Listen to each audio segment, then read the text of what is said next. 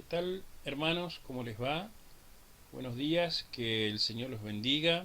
Bienvenidos a esta lección. Ya estamos en la lección número 14 del tema que estamos estudiando, que es basada en el libro de Jerry Bridge, En pos de la santidad.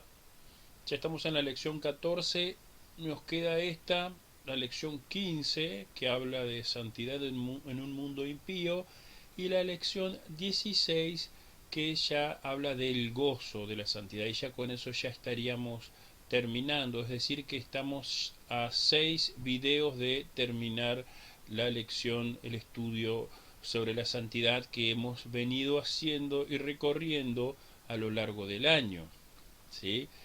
Les recuerdo que este material lo habrán recibido, ya sea por medio de las redes sociales, por WhatsApp, o también lo pueden ver por Facebook dentro de la página de la iglesia de Rey de Reyes San Benito. Pueden ver el material en donde están los álbums, ¿sí? Dentro de los álbums vamos a encontrar entonces la lección 14, que es santidad y fe, donde el autor nos lleva de manera interesante a asociar dos conceptos que tenemos usualmente separados, que es por un lado la fe y por otro lado la obediencia. Es interesante cómo se analiza y se descubre que fe y santidad, fe y obediencia están íntimamente ligados, y es también muy interesante el concepto que da de fe aquí en este estudio, porque es muy diferente del concepto de fe o de superfe que están dando algunos otros predicadores de movimiento apostólico profético, predicadores de la prosperidad, que están hablando de otro tipo de fe. Esas personas están inclusive hablando de que la fe es una entidad o una fuerza que supera y trasciende a Dios, y que entonces nosotros, si podemos manipular esa fe, tenemos el poder de manipular a Dios. Vean qué horrible y espantoso que es esa herejía. Entonces, vamos,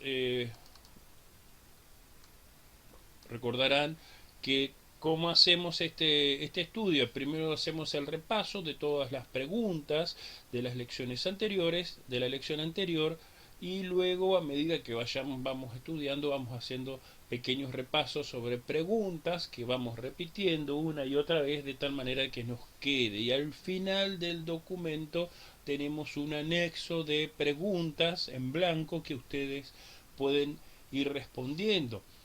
Eh, Finalmente les comento, para los que no toman este examen, este examen, estoy pensando en exámenes, esta lección por primera vez, que trato de no excederme de los 30 minutos para que no se haga algo pesado, por lo que estoy dividiendo las lecciones. Antes las lecciones eran de una hora y pico, y quizás eran muy largas, así que la estoy dividiendo y tratando de apurarme para que no se nos haga largo y tedioso, ¿sí? Así que repasemos entonces. Según John Owen, ¿qué nos sucederá si siempre cedemos al pecado? Caeremos ante la más mínima tentación. ¿Qué sucede cada vez que pecamos? Se refuerza en nosotros el hábito de pecar y aumenta la posibilidad de caer. ¿Qué es un hábito? Es un modo de actuar adquirido a partir de la repetición de acciones, ¿sí? Puede ser un hábito interno más fuerte que las fuerzas externas, sí, sí. ¿Cuál es la definición de lujuria según John Owen? Es un hábito pervertido que continuamente inclina el corazón al mal. Según Romanos 6:19, ¿qué desarrollamos? ¿Qué hemos desarrollado nosotros en el reino de esclavitud? Desarrollamos hábitos pecaminosos. ¿Qué sucedía con cada pecado que cometíamos? Se reforzaban los hábitos pecaminosos. Sabiendo que ya no estamos en el reino de esclavitud de pecado, ¿qué nos indica que debemos hacer Romanos 6:19? Debemos dedicarnos de lleno a desarrollar hábitos de santidad en nuestra vida. Según Primera Timoteo 4:7, ¿qué debemos hacer? Debemos entrenarnos en una vida dedicada a Dios. Según Romanos 8:13, ¿qué debemos hacer para mortificar el pecado? Debemos dejar de hacer maldades, quitándonos de nosotros mismos los hábitos pecaminosos. ¿Cómo debemos ocuparnos de erradicar estos hábitos pecaminosos? Dependiendo siempre del Espíritu Santo, nunca por nuestras propias fuerzas. Según el primer principio, ¿cómo se desarrollan los hábitos? Se desarrollan por medio de la repetición. ¿Qué debemos hacer con los pecados en los que somos más débiles? Decirles que no, apoyándonos en Dios. ¿Qué nos sucederá a medida que vayamos perseverando en decir que no a esos pecados? Dios nos irá revelando pecados de los que no teníamos conciencia y que también cometemos. Así como hemos desarrollado hábitos pecaminosos, también podemos desarrollar hábitos de santidad. Algunos ejemplos de hábitos de santidad pueden ser tener pensamientos puros, buenos, verdaderos, crear el hábito de leer la palabra de Dios, la oración, el ayuno, ¿sí? El predicar el Evangelio, compartir la buena noticia con los otros también es un hábito santo. De acuerdo al segundo principio, que no debemos permitirnos jamás, jamás debemos permitirnos las excepciones o los permitidos. ¿Qué sucede cada vez que aceptamos un permitido? Se refuerza el hábito pecaminoso y es más difícil dejarlo, porque estos hábitos pecaminosos, porque se refuerzan estos hábitos mientras abandonamos los hábitos santos, ¿sí? los actos en santidad. ¿Qué es en realidad el argumento de lo hago una sola vez?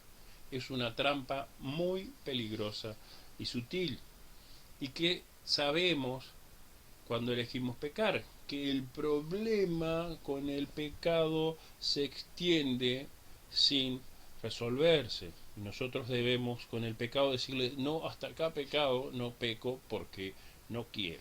Sí, entonces ahora vamos, yo ya les hice una introducción al principio, qué es la santidad y la fe y cómo se relacionan.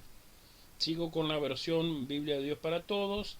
Lee en Hebreos 11:18, dice, por la fe a Abraham obedeció la orden de Dios de ir a una tierra que iba a recibir como herencia y salió sin saber ni siquiera dónde quedaba ese lugar. Abraham estaba en la tierra de Ur de los Caldeos, una tierra fértil, que es una tierra que es el delta de la Mesopotamia, ¿sí?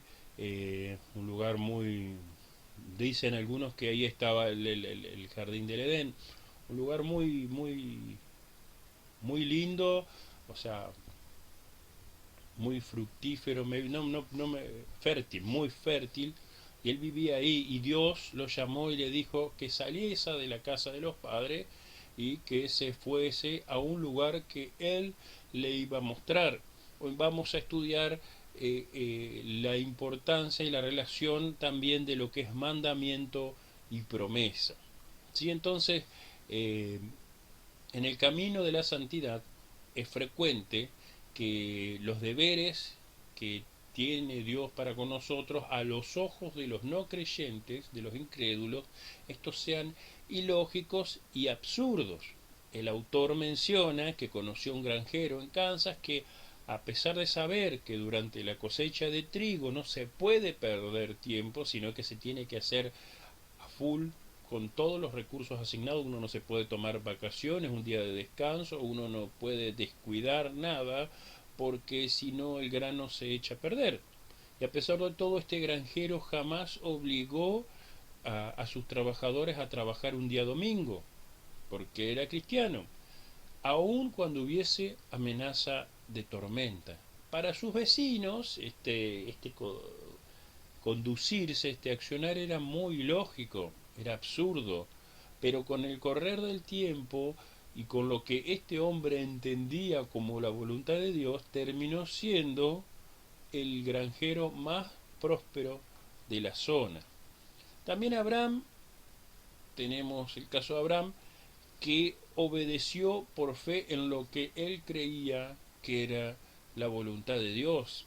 Y el autor destaca, le tiene que haber resultado muy difícil hacerlo en ciertas ocasiones. Imagínense estar quizá preparándose para heredar a su padre o quedarse y pensar en su vida que va a ser ahí en Ur, y de repente se le aparece Dios y le dice que salga de ese lugar, que salga, que se despida para siempre de sus familias, de sus padres, de toda su parentela, y que salga y que vaya a un lugar completamente distinto, solamente con su esposa y su sobrino. Y tuvo que salir, y salió, y se fue, y con una mano atrás y una adelante, porque en esa época él no era rico. Dios lo fue prosperando conforme pasó el tiempo hasta que fue un hombre inmensamente rico. ¿Sí? Entonces, mientras pensamos que mientras que pensamos en la santidad también, eh, únicamente, quizás pensamos que la santidad, únicamente es apartarnos de la inmundicia y del pecado, cuando en realidad santidad se refiere a más que eso. Si es la obediencia y dependencia absoluta a lo que Dios nos indica. Leamos Hebreos 17. Dice, entonces dije, aquí estoy Dios, en el libro de la ley está escrito acerca de mí. Esto está hablando de Cristo. Vine a hacer lo que tú quieres que haga. En Hebreos está hablando, está citando un pasaje de Isaías, ¿sí? Y a lo que Cristo hizo cuando le tocó leer el pasaje de Isaías, ¿sí? Entonces, nadie puede, ¿qué enseñanza nos da esto? Que así como Cristo obedeció la voluntad del Padre, ¿sí? Nosotros, y tampoco podemos, en base a ese ejemplo, pretender buscar la santidad si no estamos dispuestos a obedecer a Dios en todo.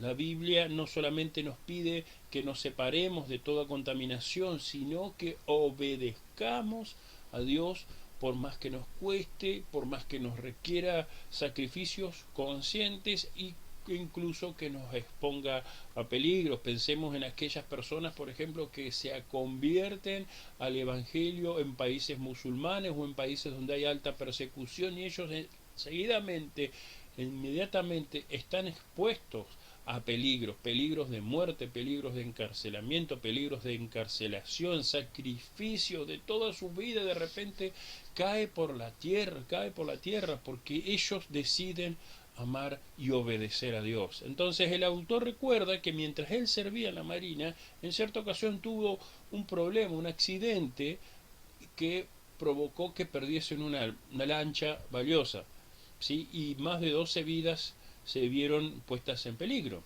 Si bien dice que la causa fue una falla mecánica, ellos no estaban obrando de acuerdo a todas las reglas. Durante la investigación estuvo muy tentado a ocultar y cubrirse de los hechos, pero decidió ser honestos y confiar en Dios. Por esto Dios bendijo su obediencia y la investigación se centró puramente en la falla y su carrera naval no se vio afectada. Entonces, obedecer la voluntad a la voluntad revelada de Dios a veces es un paso de fe, como es el apropiarse de las promesas de Dios. Entonces, aquí es lo que yo les decía al principio, algo que llama la atención del libro de Hebreos es la forma en que el autor usa obediencia, las palabras obediencia y fe las usa de manera indistinta. Por ejemplo, veamos Hebreos 3, 18 y 19, dice, ¿a quiénes les estaba hablando Dios cuando dijo que nunca entrarían a disfrutar de su reposo? A los que se rebelaron. Y dice el 19, entonces vemos que por su falta de fe ellos no pudieron entrar al reposo, a disfrutar del reposo de Dios. Entonces el versículo 18 vemos que nunca llegaron al reposo de Dios porque desobedecieron. Y el versículo 19 dice que fue a causa de su incredulidad, a su falta de creer, a su falta de fe. Entonces en Hebreos 4, 2, 6 también se repite este mismo caso. El autor dice: los héroes de la fe que se describen en Hebreos 11, que dice conforme a la fe murieron, del versículo 13, dice, pero en este capítulo vemos que el elemento de la obediencia, el de responder a la voluntad de Dios, ocupa un lugar tan prominente en la vida de los hebreos como la respuesta a las promesas de Dios. Lo importante, no obstante, es el hecho de que obedecieron por fe, y teniendo en cuenta que la obediencia es la senda que conduce a la santidad, ya que la vida santa es esencialmente una vida de obediencia, podemos decir que nadie podrá ser santo si no tiene una vida de fe. Me está viniendo el pasaje, mientras estoy leyendo esto, el pasaje que está en Hebreos 11 que dice, sin santidad nadie verá a Dios. Vean cómo está el Señor maravilloso, la forma en que está escrita la palabra. Porque sin santidad nadie verá a Dios, sin fe nadie verá a Dios, sin obediencia nadie verá a Dios. Entonces podemos ver que la fe no solo es necesaria para ser salvos, sino que también es necesario para que vivamos una vida agradable a Dios.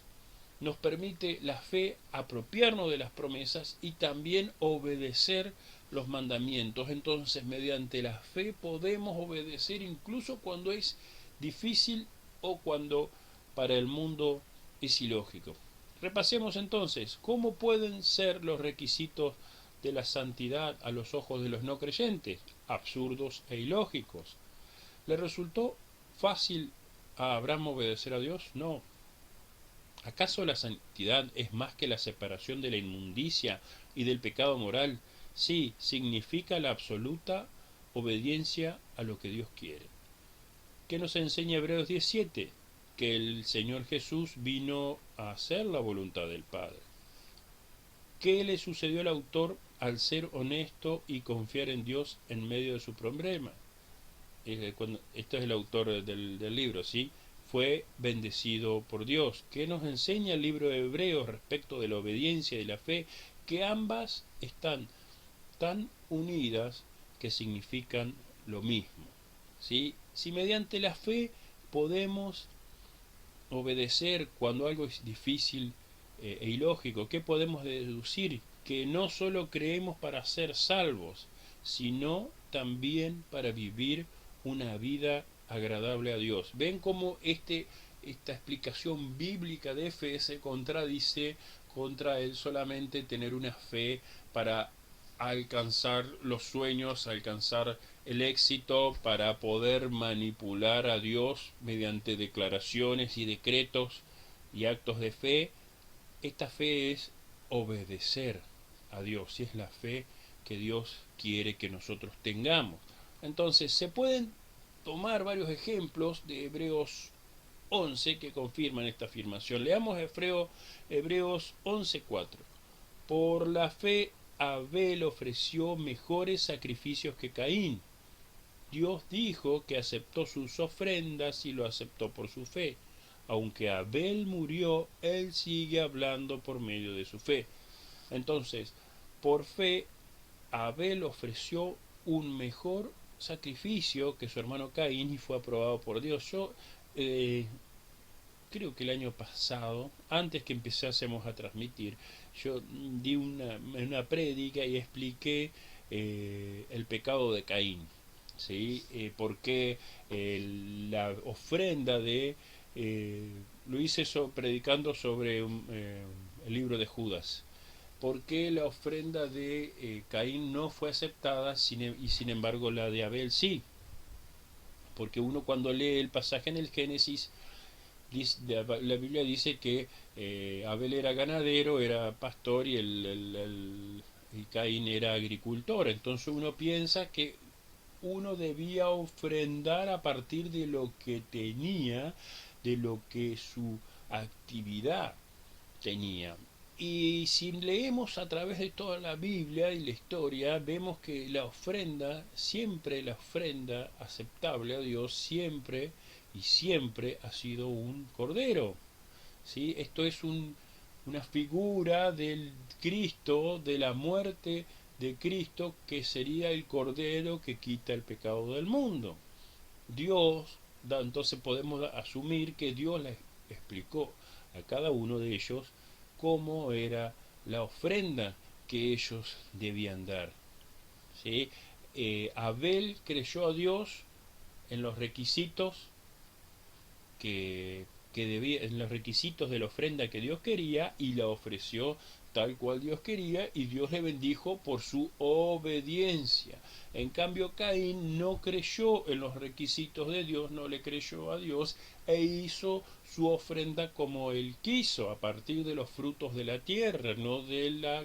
No, habrá dicho, encima que tengo pocos animales, tengo que sacrificar uno a Dios. Pero dejate de joder, yo le prendo fuego una calabaza, un pepino y una chaucha y hacemos flor de humareda con eso.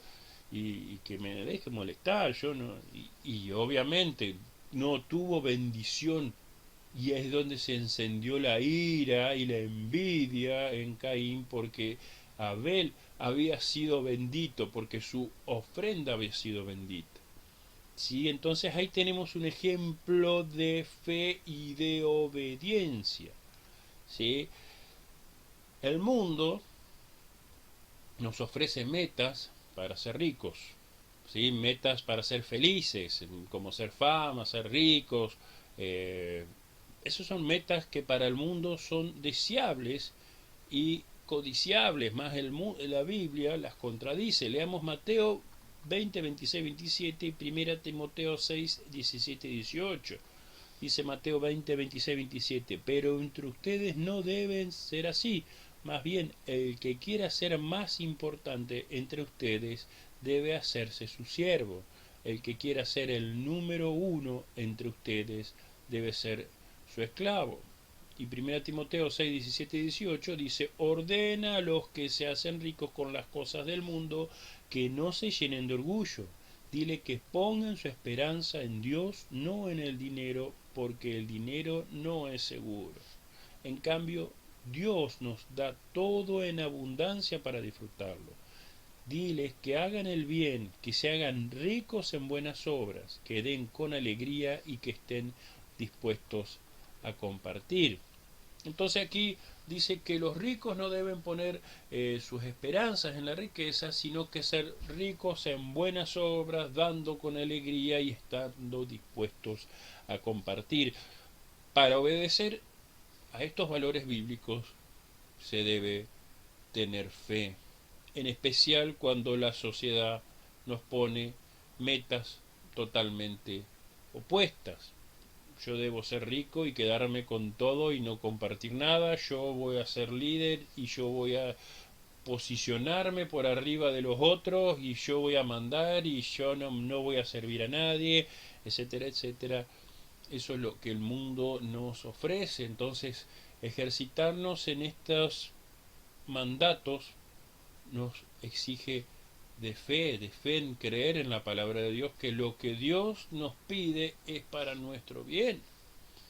¿Sí? Lo que Dios nos pide no es para hacernos el mal. Si Dios nos prohíbe cosas es porque quiere lo mejor para nosotros, así como un padre le pone límites a sus hijos para que sus hijos no se descarríen, así Dios mismo nos pone a nosotros límites y nos dice que no a nuestros caprichos, porque Él quiere lo mejor para nosotros. ¿Sí? Entonces, nosotros debemos creer en Dios, que en última instancia sostiene y bendice a los que le obedecen. La revelación de Dios, también la revelación de Dios relativa a un juicio que iba a producirse en el mundo, constituía en primer término una advertencia. Veamos el caso de Noé, que Noé fue advertido y recibió junto con el advertencia, mandamiento y promesa. Dice Hebreos 11:7, por la fe Noé recibió una advertencia de Dios sobre algo que aún no se podía comprobar. Respetó la advertencia de Dios y construyó un barco muy grande para salvar a su familia. Con su fe, Noé demostró que el mundo estaba equivocado y así recibió las bendiciones del que agrada a Dios. Entonces Noé aceptó la advertencia por fe. Estaba convencido respecto de cosas que aún no se veían, basándose únicamente en la palabra revelada de Dios.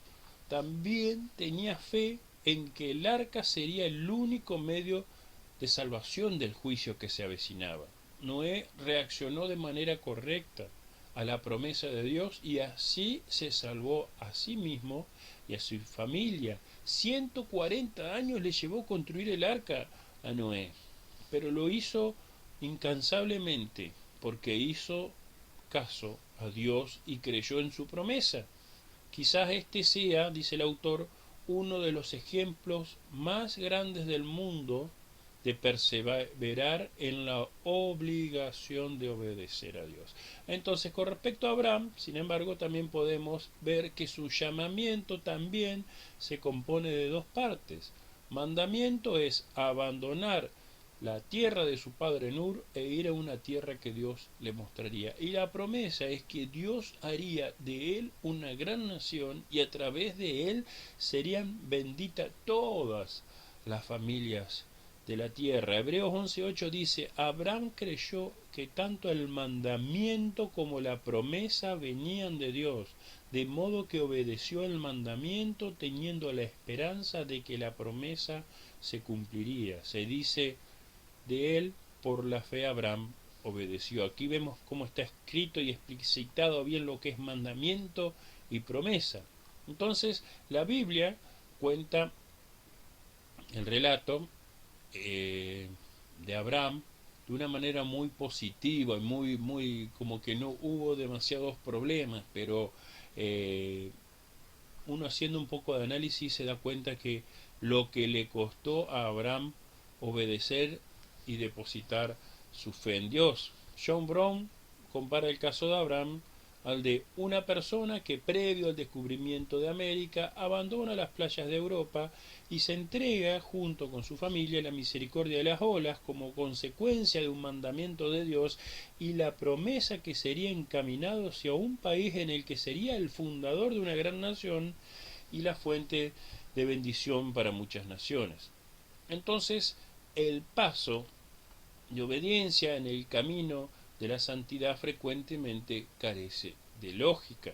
Si no tenemos la convicción de obedecer a la voluntad revelada de Dios y tampoco tenemos confianza en su promesa, nunca vamos a perseverar en el camino de la santidad. En cambio, nosotros debemos estar convencidos que es la voluntad de Dios que caminemos en santidad, confiando en que tenemos la aprobación y la bendición de Dios aun cuando todo se nos ponga cuesta arriba.